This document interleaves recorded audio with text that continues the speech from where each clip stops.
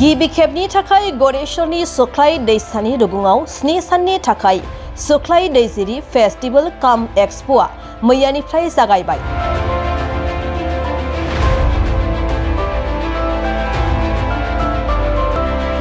समायना रमायना गाबनि महर होनानै जोंखांहोदों सुख्लाय दैसानि रुगुं सेरखौ।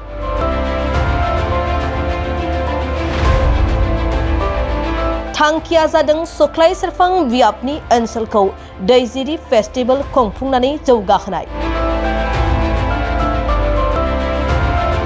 तामुलपुर जिल्लानि सिङाव थानाय सुख्लाय दैसानि रुगुं सेराव मैया 22 डिसेम्बरनिफ्राय जागायनानै फैगौ 28 डिसेम्बरसिम 7 साननि थाखाय सुख्लाय दैजिरि फेस्टिवल काम एक्सप'खौ बेखेवनानै होबाय। गिबि साननि गिबि हाबाफारि बायदियै दरखंखौ बेखेवनानै होयो सुख्लाय सेरफां ब्लक बिपिएफनि लोगो आफादगिरि बाबुल बर' आरो बेनि उनाव जौसांखौ बेखेवनानै होयो सुख्लाय सेरफां ब्लक बिपिएफनि नेहाथारि दिगान्त बेसबरुवा बिथाङा। फैबाय थानाय समफोराव सुख्लाय सेरफां बियाबनि ओनसोलखौ जौगाहोनायजों लोगोसेयैनो सुख्लाय दैजिरि फेस्टिवल काम एक्सप'खौ रायजो राजाफोरनि अनसायनायजों जौगालांहोगोनखौ मिजिंथियो। सुख्लाय सेरफां समष्टिटुत सुख्लाय नदीर समीपत माने सुख्लाय इरिगेशन प्रजेक्टर एकेबारे समीपत प्रथमबार कारणे दैजिरि नामेर एटा फेस्टिवल आजिर পৰা आरम्भ হৈছে। আমি অতিকৈ আনন্দিত হৈছো।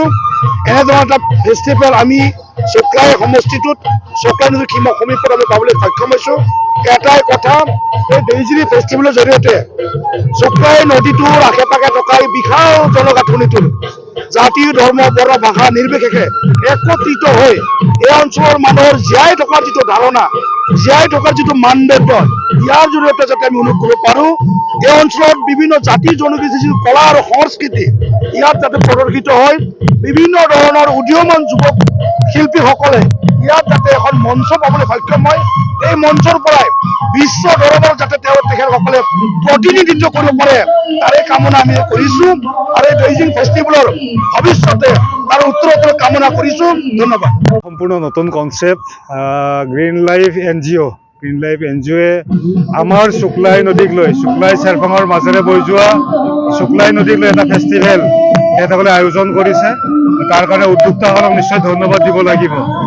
তো এইটো दैजिरि ফেষ্টিভেল সুখ্লাই নদীৰ পাৰত সুখ্লাই চেৰফাঙত সংস্কৃতিৰ মঞ্চ হওক, একতাৰ মঞ্চ হওক তাকে কামনা কৰিছোঁ। অঞ্চলবাসী ৰাইজ, BTC-বাসী ৰাইজে এই ফেষ্টিভেলত জাকে জাকে আহি অংশগ্ৰহণ কৰক আৰু এই হিচাপতে উদ্যোক্তাসকলকো এই ফেষ্টিভেলে যাতে সমাজখনলৈ ইতিবাচক প্ৰভাৱ পেলায় তাৰ বাবেও অনুৰোধ থাকিল। তো অপকৰ্ম অপসংস্কৃতিবিলাকৰ পৰা আঁতৰাই ৰাখি এই ফেষ্টিভেলটো জাকত জিলিকা হওক, এই সুখ্লাই চেৰফাঙৰ এটা পৰিচয় হওক তাকে কামনা কৰিছোঁ।